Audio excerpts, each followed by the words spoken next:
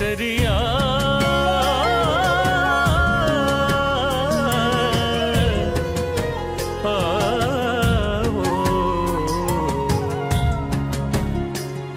पधारो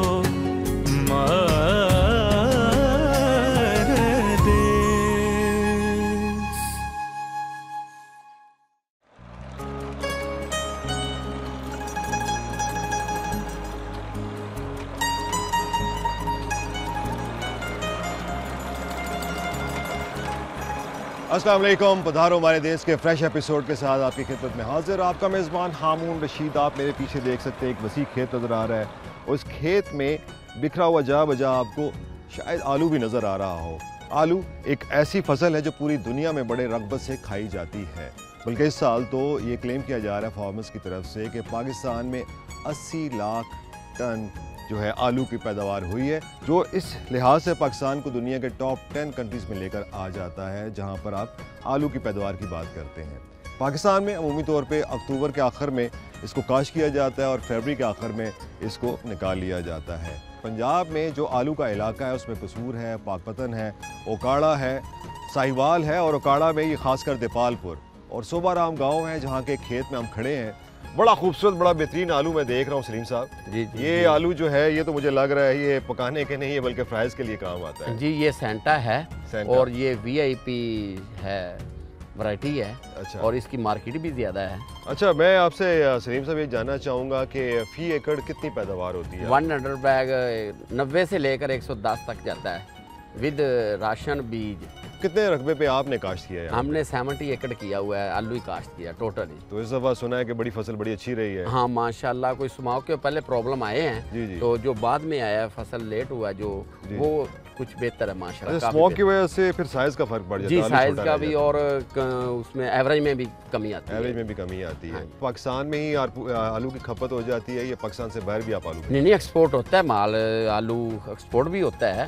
अच्छा मोहम्मद सलीम साहब, मैं ये जानना चाहूँगा बल्कि सारे लोग जानना चाहेंगे कि आलू की काश के जो मुख्तलिफ मरहाइल हैं उसके बारे में कुछ तफसील दें आप।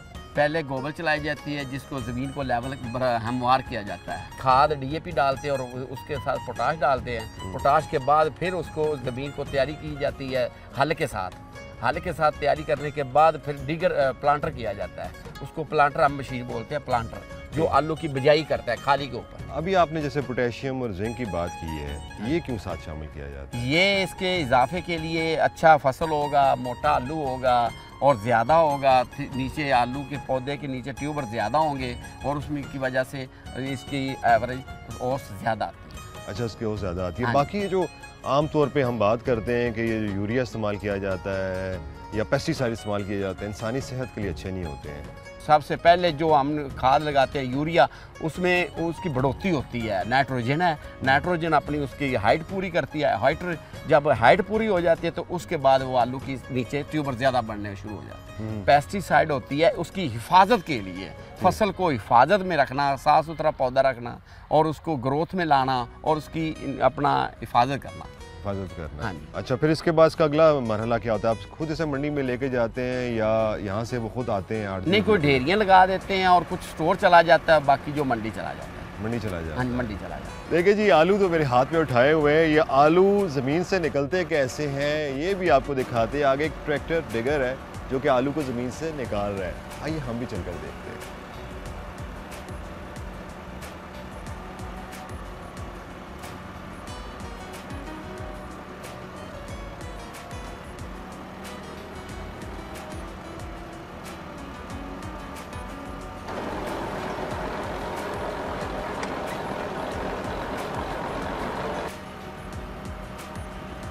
साहब, आप तो यहाँ खड़े रहे, मैं जरा ट्रैक्टर पे जाके बैठता हूँ। जी ठीक है, चेक करें जी, चलाएं और चेक करें आलू। हाँ जी, पटाई करें।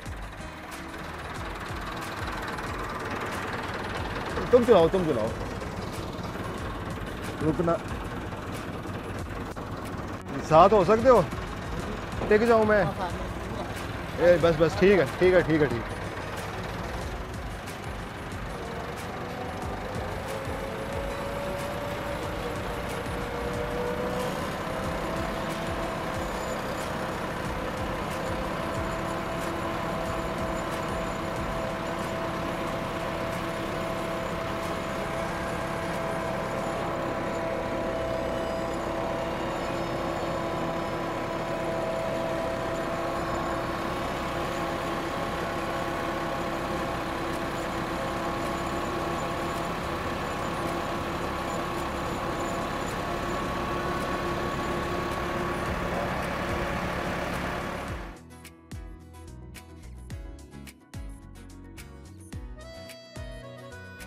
दीपालपुर शहर आलू की मंडी में हम आए हुए हैं। मंडी में सुबह के वक्त अरूज पे कारोबार होता है, बोली लगती है यहीं पे।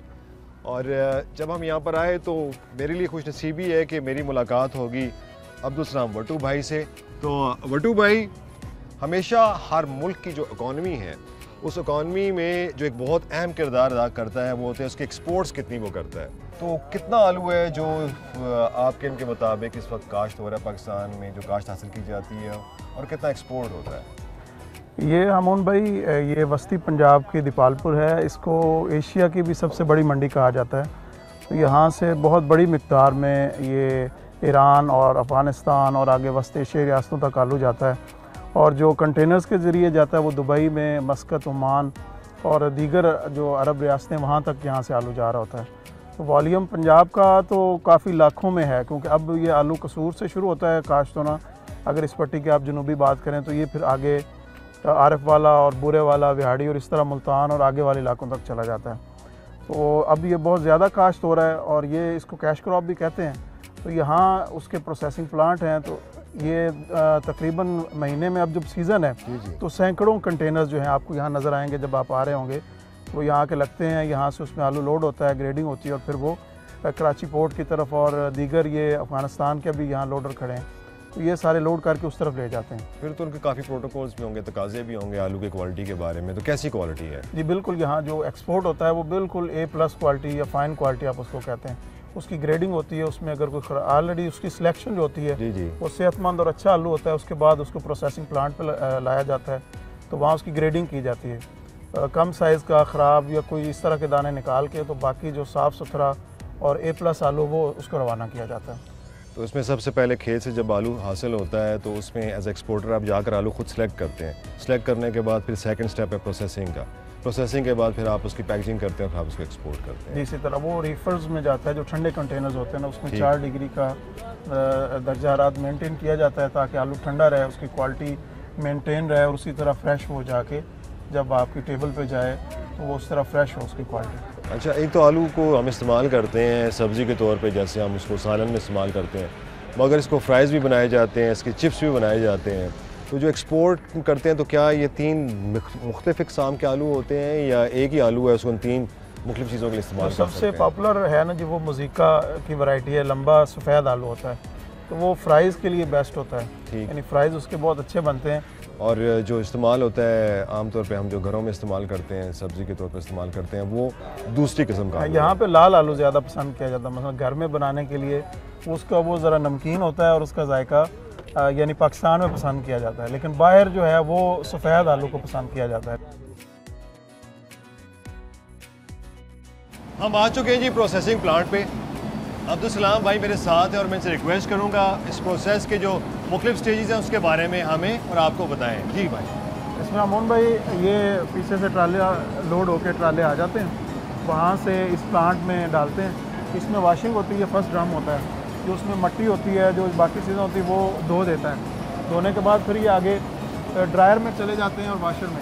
उसके बाद ये आगे चले जाएंगे, लेबर है उस पर जहाँ ग्रेडिंग होती है, उसमें अगर कोई छोटा आलू ख़राब है या जिस पर कोई निशान है, दाग है, उसको निकाल दिया जाता है और उसके बाद फिर आगे पैकिंग के लिए समझाते हैं। ये इनटेक है, यहाँ से आलू इस तरफ चलेगा।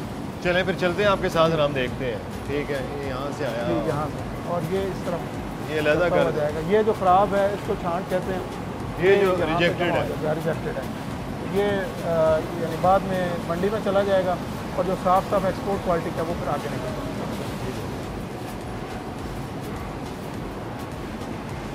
अभी ये साइज़ इसका कम है, तो जो रिक्वायर्ड साइज़ है एक्सपोर्टर का उससे कम है, इसलिए इसको निकाल दिया गया। और अच्छा, और ये साइज़ ज़्यादा है, साइज़ ज़्यादा, लेकिन इस पर कोई निशान होगा। ये देखें ना, ये निशान है, कुंडी लग जाती है बाजू का, जब लोडर उसको लोड कर रहा होता है ना, तो वो कुंडी लग जाने से आलू ज़ख्मी हुआ है तो उसको निकाल दिया। फिर ये रिजेक्टेड हो गया। नहीं, ये मंडी में चले जाएंगे।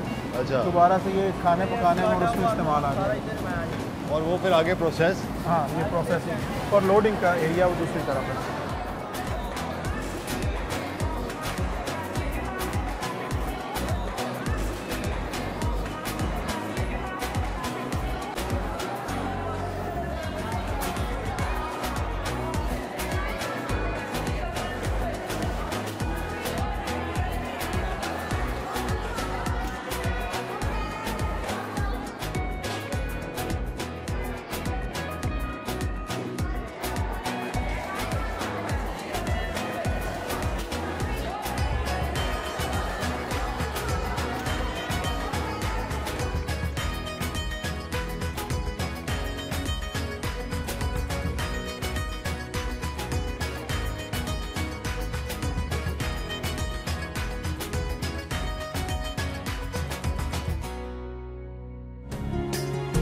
पधारो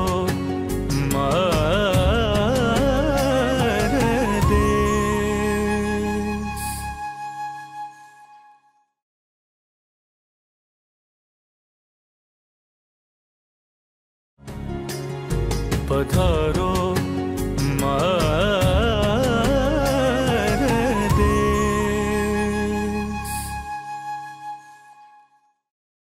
तेरे दयार के एहसान। पाकिस्तान के कदीम तरीन मगर जिंदा शहर दीपालपुर के जुनूबी हिस्से में वाक़ जामे मस्जिद औलिया, जिसे रज़्ज़ाक़िया मस्जिद भी कहा जाता है। इसी मस्जिद के अहाते में चिश्तिया सोहरवर्दिया सिलसिला सुलूक से ताल्लुक़ रखने वाले मशहूर सूफी बुजुर्ग अब्दुर रज़्ज़ाक़ रहमतुल्लाह अलैह का मज़ार भी वाक़े है, जिनके नाम से मंसूब मस्जिद और मदरसा तिश्निगाने उलूम व मारिफ के लिए चश्माए हयात है। यहाँ रंगो नस्ल की तख़सीस से बालातर तमाम बनी आदम के लिए मोहब्बत का फैज़ मुस्तकिल जारी है। भूलते ही नहीं।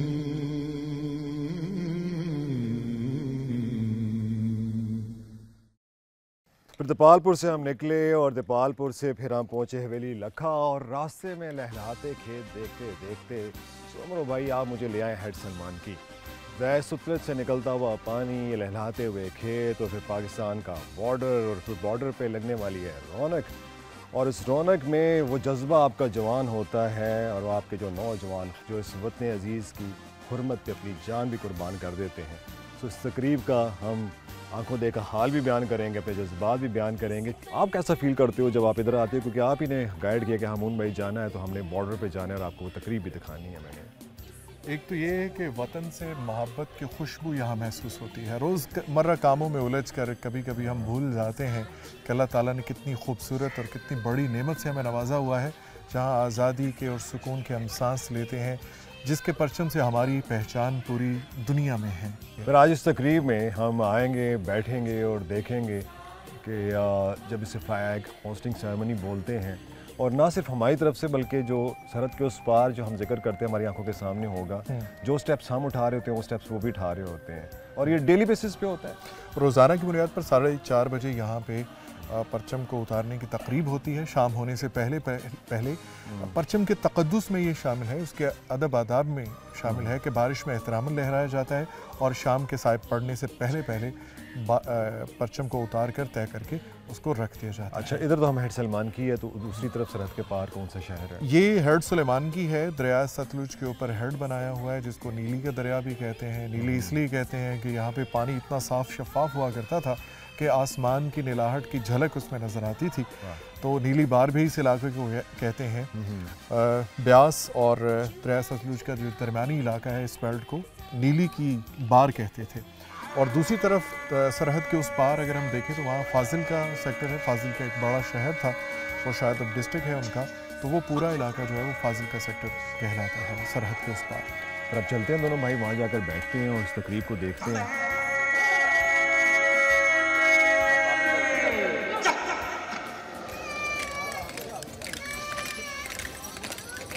ए वतन तूने पुकारा तो लहू खौल उठा, तेरे बेटे तेरे जाबाज चले आते।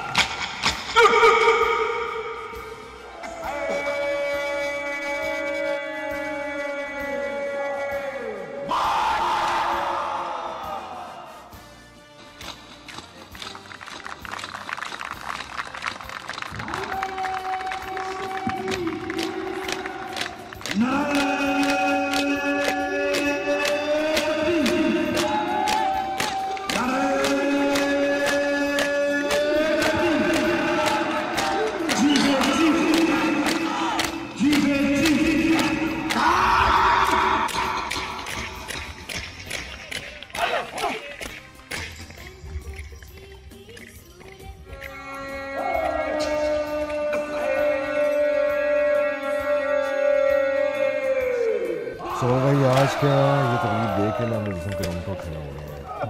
अपना वो जो पेट्रियाटिज़म है ना, नेशनलिज्म का जज्बा, उसको ये ताज़ा कर देता है। मिट्टी से मोहब्बत की खुशबू यहाँ पे बहुत महसूस होती है।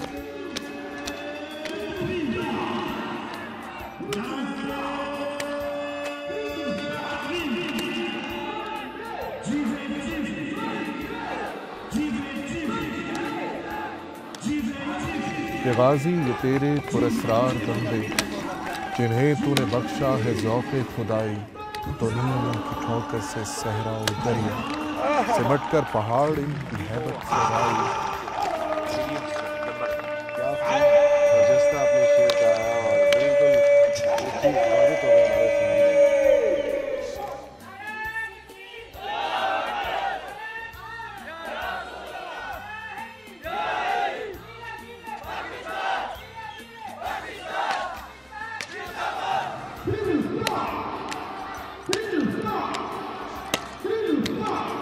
ये कदम जवान अपने बाजुओं को फैलाते हुए और दुश्मन के सामने सीना सिपर करते हुए कि आओ, अगर मादरे वतन पे कदम रखा तो इस सीने से गुजरना होगा, इन बाजुओं से उलझना होगा।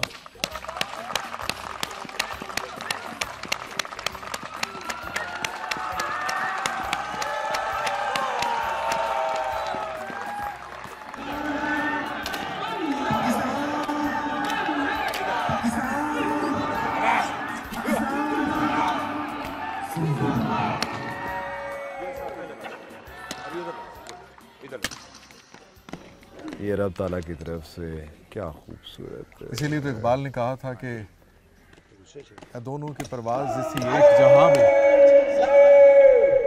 है, दोनों की परवाज़ इसी एक जहां में, शाही का जहां और है, करगिस का जहां और। तो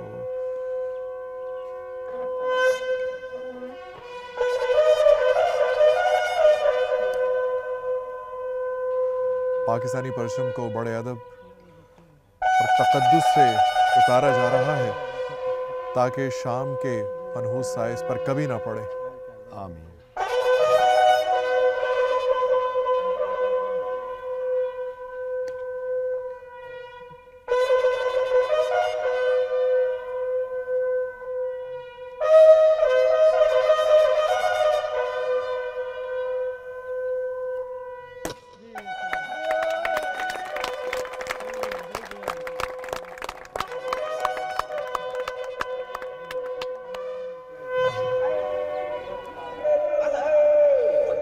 वो जज्बा जो वतन से मोहब्बत का है, उसका मरहून मिन्नत है हम इन नौजवानों के।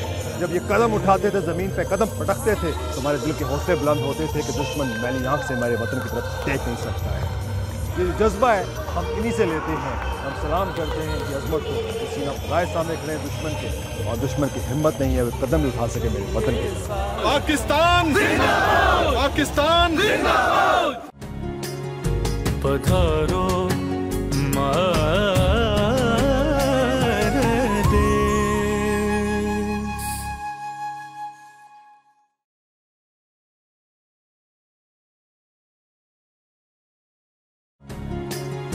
पधारो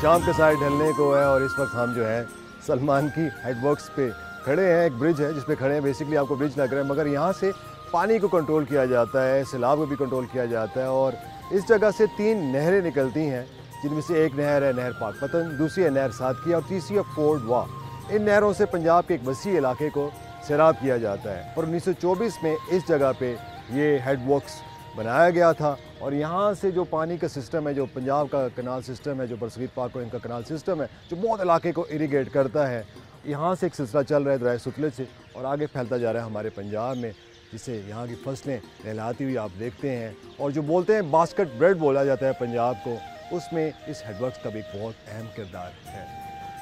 वैसे मेरे भाई हैं, वो मुझे कह रहे हैं हामून भाई आगे चलते हैं और आज का जो एपिसोड है इसको हम नाम करते हैं पंजाब के उन खूबसूरत खेतों के नाम, पंजाब के उन खूबसूरत लोगों के नाम, जिन लोगों की मोहब्बतों से, जिन लोगों के प्यार से पूरे पाकिस्तान के जितने भी लोग हैं वो कहते हैं कि जब हम पंजाब में आते हैं तो वहाँ पर हर कोई हमें सीने से लगाता है। और पंजाब पाकिस्तान का वो हिस्सा है जहाँ पर पूरे पाकिस्तान के रहने वाले जब इकट्ठे होते हैं तो मिल बैठते हैं, चाय पीते हैं, कह के लगाते हैं, बगैर किसी फिक्र के, बगैर किसी गम के। वसदा रहे पंजाब। आज एक बड़ा भरपूर दिन हमने गुजारा है जी, और क्रेडिट जाता है हमारे प्यारे दोस्त अल्ताफ़ सोमरों को कि उन्होंने हमें मिलाया गनी अमीन साहब के साथ। शानदार शख्सियत है और हमारा प्यारा भतीजा भी हमारे साथ है, मोहम्मद आदम बट्टू। और ऐसे लग रहा है जैसे हम अपने घर में ही बैठे हुए हैं। पंजाब का खूबसूरत खिता, हवेली लखा का ये इलाका है, हट सलमान की हम जब गए हैं तो बड़ा एंजॉय किया हमने इनकी कंपनी को। कैसे हैं आप? खैरियत से? सर अल्लाह का शुक्र है। एक शानदार ख़ानदान है आपका जी, और इस ख़त्े में क्या बल्कि पाकिस्तान की सियासत में भी आपके ख़ानदान एक बहुत अहम किरदार अदा किया है। अगर हम यासीन बट्टू साहब से आगाज़ करें तो 1960 में जब वो मिनिस्टर थे तो 4 मिनिस्टर्स हुआ करते थे वेस्ट पाकिस्तान से, और उनमें से एक मिनिस्टर वो थे। मुझे बताइएगा कि इस इलाके में मैंने देखा है बहुत लहलहाते खेत देखे हैं और बड़ा सब्ज़ा मैंने देखा है, तो इस इलाके में आपकी अपनी माशरा ज़मीनें हैं, क्या काश्त करते हैं और लोगों का तर्ज़ ज़िंदगी क्या है? इधर हर किस्म की फसल होती है। आलू की फसल है, मक्की की फसल है, चावल की फसल है, गंदम की फसल है। अल्हम्दुलिल्लाह बड़े ज़रखेज़ इलाका है, पानी भी मिठे, फसलां भी बढ़िया कमाल। और जो भी फसल असी गढ़ने अल्लाह मियां दा शुक्र है कि साडी ज़मीन जो फसल होंदी है माशाल्लाह। पानी भी मिठा ते लोग भी मिठे, लोग भी मिठे थे। लोगों की तो खिदमत करनी चाहिए मखलूक खुदा दी। इस गलों के सब तो ज़्यादा धन अगर फैज़ मिल सकता है तो लोगों की खिदमत ताबेदारी च मिल सकती है। जज़ाकल्लाह। मियां साहब आपके इलाके में बड़े तारीखी मकामात भी हैं, उसके हवाले से भी अगर आप हमें कुछ बताएं। बुमन शाह जड़ा है जी वो एक वक्त दी राजधानी यानी कि दारुल खिलाफा रही है। वो किला बहुत बड़ा किला है। उस वक्त दे जेड़े शहनशाह है उन्होंने उन्होंने दारुल खिलाफा बनाया है। इस तरह जो दीपालपुर है उनके भी दारुल खिलाफा रही है। उन्होंने बहुत बड़ा किला है वो भी, जिंदियाँ अज भी उत्थे असरात मौजूद हैं। बिल्डिंग खड़ी हुई है, बुमन शाह की भी बिल्डिंग खड़ी हुई है। बल्कि पिछले दिन बुमन शाह दे उतों कोई इंडिया च लोग आके उन्होंने इनकी कुछ हिस्से की सफाई करवाई है। उतों के उन्होंने जेडे पुराने इतों के मालक है वो आए ना तो उन्होंने बच्चों ने उन्होंने संभाला है। जो उन्होंने उत्थे खड़ी है जगह उन्होंने फिर मंदिर ताले शाले ला गया, उन्होंने सफाई सुथराई की ने वो बड़ा उन्होंने किया है आके उनका। तो आपके इस इलाके में भी मैं देख रहा हूँ टूरिज़म के हवाले से काफ़ी काम किया जा सकता है, और हम आपसे भी एक्सपेक्ट करेंगे कि आप इस सिलसिले को बढ़ावा देंगे कि यहाँ के लोगों का इस तरह भी एक रोज़गार, एक और रास्ता भी खुलेगा। बड़ी पोटेंशियल है क्या? नहीं साढ़े को काफ़ी जगह है जी। हट सलेमान की साढ़े को एक पार्क बहुत बड़ा है जिंदा असी हमेशा किया है। इस तरह उस जेडे होर भी हवेली लखा दे विच जेडे खेलों के कोई ग्राउंड श्राउंड हैं जेडे कोई उत्थे ज़्यादा से ज़्यादा दे सकने उस इंशाल्लाह इस बारी भी दिवावांगे इंशाल्लाह। हर हाल लोगों की इंटरटेन वास्ते पूरा करांगे कोशिश।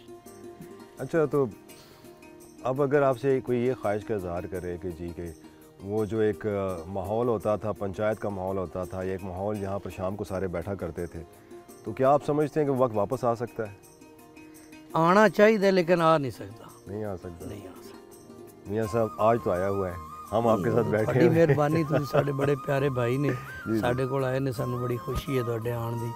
असी बड़े इस गल दे सानू खुशी भी है कि तुसी इत्थे दूरों आए ते साढ़े कोल आए ते अल्लाह ने सानू तौफीक देवे ते तुहाडे रंगे भाई आंदे रहन ते अल्लाह सानू तौफीक दे असी उन्हां दी खिदमत भी करदे रही। ये है जी खरा सच्चा पंजाब, वसदा रहे पंजाब। बहुत बहुत शुक्रिया मियां साहब।